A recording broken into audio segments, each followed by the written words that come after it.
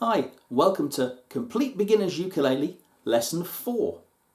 In the first 3 lessons, we ended up learning 4 chords, C, F, G7 and A minor. And we just started looking at the idea of strumming with our right hand, not just counting the beat, but also putting some upward strokes in to make more interesting rhythms. In this lesson, we're going to complete the chords in our little chord family called the key of C with 2 more chords, and I'm going to teach you the calypso or island strum, which is a really useful strumming pattern. The 2 chords that we need to learn in order to complete our little family group of the key of C are D minor and E minor.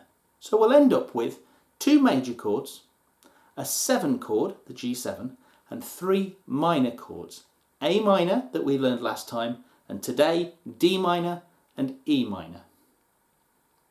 First of all, let's look at D minor. Play your F chord for starters. Now look at the diagram for the D minor chord and notice that those 2 notes are the same. What we have to do now is add 1 more finger. We can do that with our ring finger by tucking it in underneath our 2nd finger on the 2nd fret of the 3rd string, the C string. It should look like this. Be sure that this finger doesn't sneak out to the 3rd fret. It's got to be in the same fret as your 2nd finger. Some people play this chord with 2 fingers.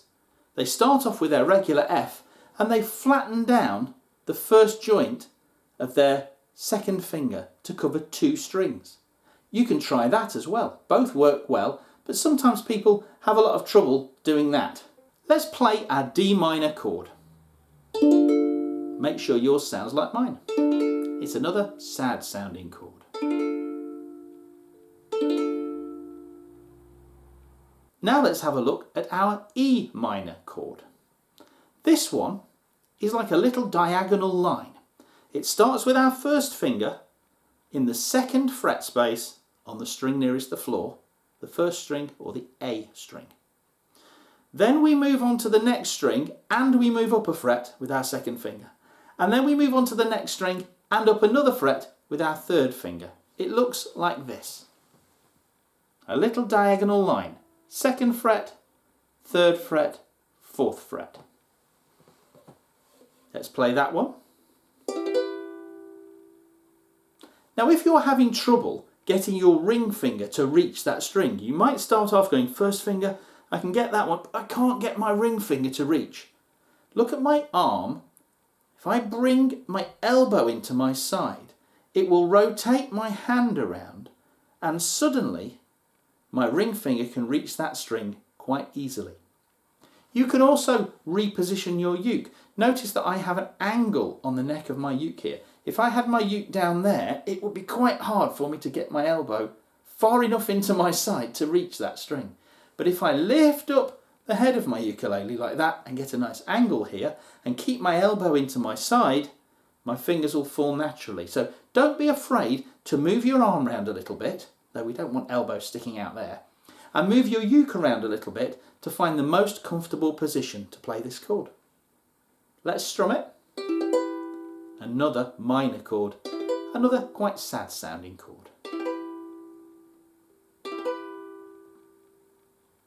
You now have 6 chords for the key of C. Let's play them all.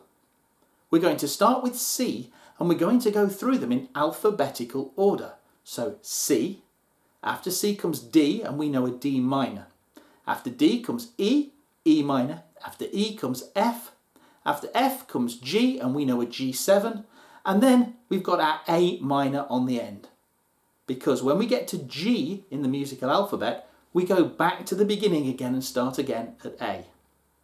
So here we go. We're not going to do it to a rhythm to start with, so you'll have plenty of time to change chords, just to get used to them. Here we go. C. D minor. E minor. F.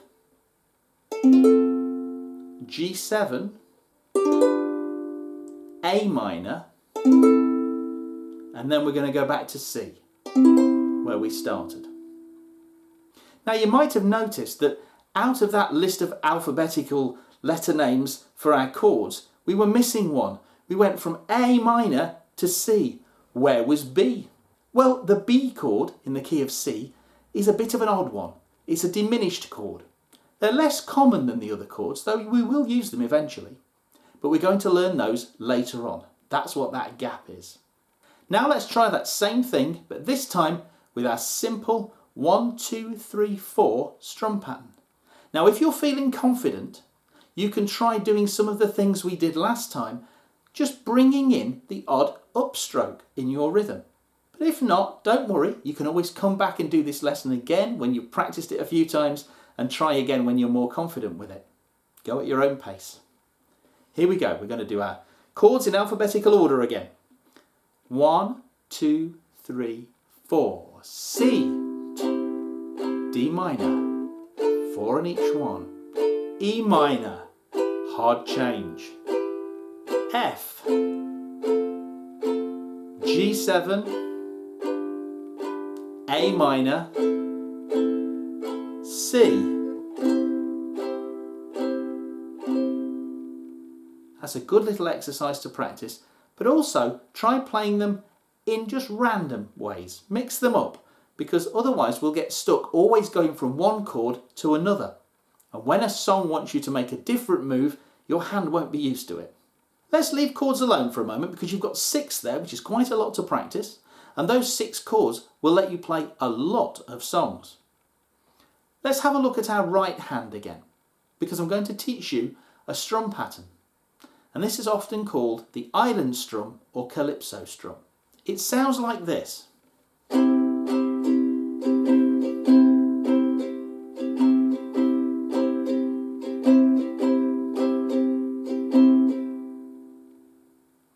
So what's going on there? Well, we'll break it into 2 halves. The first part of the rhythm goes 1, 2 and we play that. Remember, our numbers are always downstrokes and our ands are upstrokes. So 1, 2 and is down, down, up. The next part of the rhythm is up, down, up. Now the problem is we've just gone down, down, up, and now we need another up. Well, that means we have to have a silent swing down of our hand where we don't make a sound so that we can then play another up, and then a down, and then an up. So let's do it really slowly and I'll count the rhythm. 1, 2, 3, 4. Down, down, up, up, down, up, down, down, up, down, up. 1, 2 and 4 and 1, 2 and 3 and 4 and 1, 2 and 3 and 4 and down, down, up, down, up. Now that's going to take a lot of practice to be able to do automatically. And it is one of those things that the more you do it, the more your hand will get used to doing it at the right time, and you won't be going down, down, down. Oh no, that should have been an up. Oh crikey. You'll stop thinking about it the more you do it. So every time you pick your uke up, just grab it. You don't even have to hold a chord down. You can just hang on to the end of your uke and go.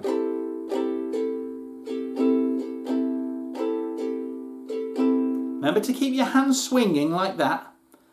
And then, if you think downs and ups, your hand will be going in the right direction anyway. We shouldn't be going down, down, up, down, up, because that's not the right rhythm, even though we're doing the right downs and the right ups. It only works if our hand swings.